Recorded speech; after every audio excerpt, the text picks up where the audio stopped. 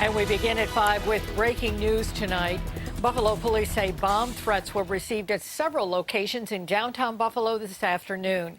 Threats were also reported at 2 colleges in Niagara County. And these threats are very similar to those made today at different places all across the country. News 4's Chris Servatis begins our team coverage tonight. He's live from downtown Buffalo with the latest. Chris? Hey, Don, this is one of those buildings which received a bomb threat, according to Buffalo police today. It's at the corner of Delaware and Eagle Streets. It's all clear now. You can see no police here, and you can see that things are running as normal. But take a look next door. The Erie County Holding Center is right there, and the sheriff is telling us that visitation there has been canceled for the rest of the day as a result of this situation today. So this event is causing a disruption in and around downtown Buffalo for some people. There were also threats emailed into the Catholic Health Building on Genesee Street, according to Buffalo police. Here's a look at people leaving that scene as police arrived. We were also at the Ellicott Square building on Washington Street downtown as police were combing through there. BPD's intelligence unit and the Joint Terrorism Task Force did begin investigating when these calls came in around 2 o'clock. And we can tell you that now, about 3 hours after those reports did come in, the all clear has been given at all of the buildings in the city of Buffalo which received threats. That's according to Buffalo Police Captain Jeff Rinaldo. He told us none of the buildings were shut down as this all played out.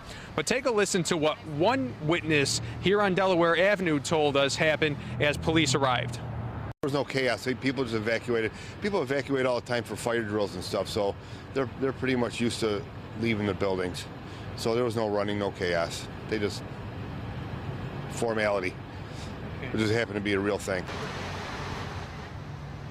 Police did leave the scene here around 3 o'clock, maybe a little bit after that, and from that point forward, it has really been, again, business as usual. Now, threats were also sent into multiple locations in Niagara County. That includes Niagara County Community College in Sanborn. And that's where News 4's Rachel Monjovi picks up our team coverage. Rachel?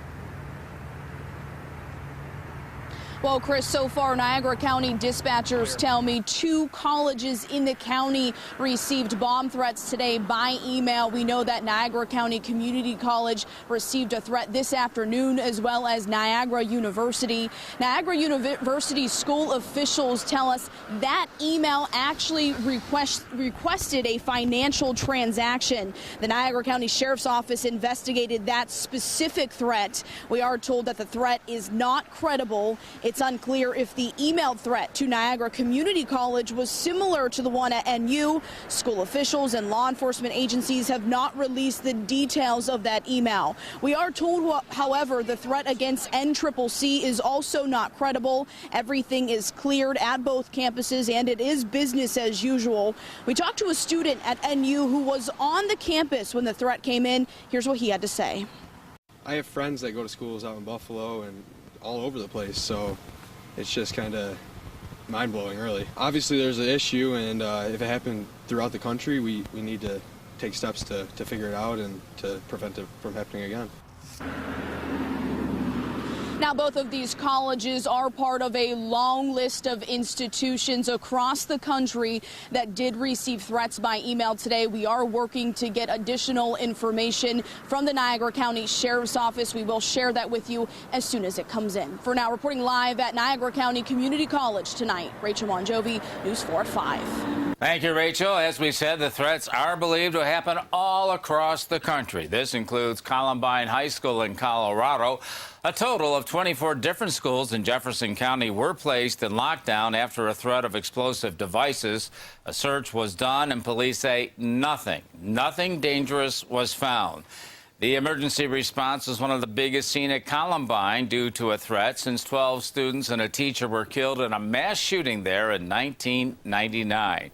Now, we'll continue to follow the bomb threats right here at home and across the nation coming up at 6. You can also find the latest developments right on our website and the News 4 app. New tonight, police in Fredonia have identified the officer who shot and killed a man earlier this week. Patrolman Nathan Scriven is a 15-year veteran with Village of Fredonia Police. The department says he fired his weapon after the suspect attacked an officer while holding a knife at a home on Liberty Street. Scriven was wearing a body camera at the time. Police say that footage was reviewed by the Attorney General's office to determine they did not need to investigate further. The district attorney, though, is using the video to investigate. Police have not identified the man who was killed. The Olean Times-Herald has published the name of the man charged in connection with a deadly stabbing in Salamanca. It's the name News 4 has been asking Salamanca police to confirm. 22-year-old Brandon Francis is being held in Henderson, Nevada now on an outstanding warrant from Cattaraugus County. The Herald says he's the man accused of killing 22-year-old Jawan Holt. The sheriff says Holt was stabbed to death over the weekend. An order of extradition for Francis was signed in a Nevada courtroom yesterday. The Wyoming County Sheriff is now thanking the community after authorities say a man tried to kill him during a roadside attack. Sheriff Gregory Rudolph was on his way to work Tuesday when another driver began tailgating him in Attica. In a statement today, he said he is indebted to two men who jumped in to help. He says their quick actions undoubtedly altered the outcome and were nothing short of heroic. Authorities say Rudolph stopped his car Tuesday to see if 48-year-old Lynn Hall needed help. Instead, troopers say Hall began fighting with the sheriff and threatened to kill Rudolph.